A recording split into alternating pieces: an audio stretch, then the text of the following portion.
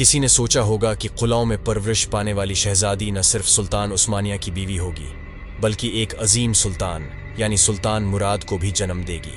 अगरच्चा तारीख में बहुत से अजीम सुल्तानों और उनकी बहादुर बीवियों का जिक्र मिलता है, और अगर बात उस्मानिया के सुल्तानों की हो, सदियों बाद भी तमाम किरदार सामीन के दिलों में जिंदा हैं। जी हाँ, हम होलो फेरा खातून की बात कर रहे हैं, जो हिसार के गवर्नर नीलोफर खातून की बेटी और हान गाजी का पहला किरदार था।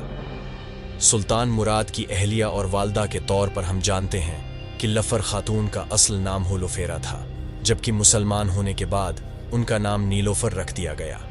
वो पहली बाज़ंतीन में पैदा होने वाली खातून थी जो उस्मानी ख़ानदान होलो फेरा का हिस्सा बने।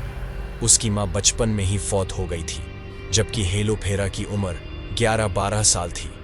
उसके वालिद सियासी फ़ायदे के लिए बिलासपुर के गवर्नर से उसकी शादी करना चाहते थे। जब वो पहली बार शादी के खौफ से भागी तो वो ओरहान से मिली उस वक्त मिली जब ओरहान गाजी शिकार की महम पर निकले हुए थे। ओरहान नियासे काई कबीले में ले आया थी, फिर बाद में होला फेरा को वापस भेजना पड़ा। ये वो वक्त था जब ओरहान गाजी और होला फेरा को एक दूसरे से गहरी मोहब्बत हो गई थी।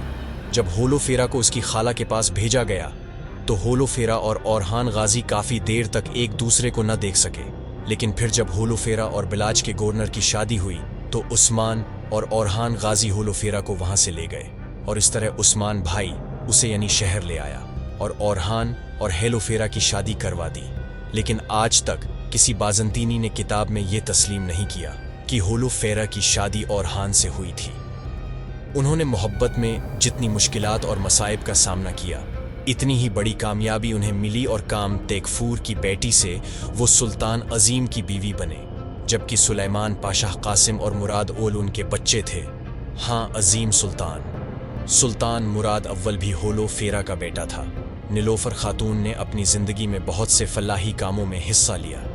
उसने बहुत सारी मसाजिद और दरगाहें बनवाई थीं, जबकि उसने इंतहाई सादा ज़िंदगी गुजारी। 1362 में जब ओरहान का इंतकाल हुआ तो इस वक्त नीलोफर खातून थी, वालदा सुल्ताना थी, जबकि मुराद अव्वल इस वक्त सुल्तान बन चुका था। लफर खातून का इंतकाल ओरहान के 1 साल बाद 100 साल की उम्र में हुआ, जबकि उसे बूरसा में ओरहान के करीब दफन किया गया। हीलो नाजरीन, अगर आपके पास नीलोफर खातून के बारे में कोई सवाल है तो आप कमेंट बॉक्स में पूछ सकते हैं। ये भी बताएं कि आपको ये वीडियो कैसी लगी।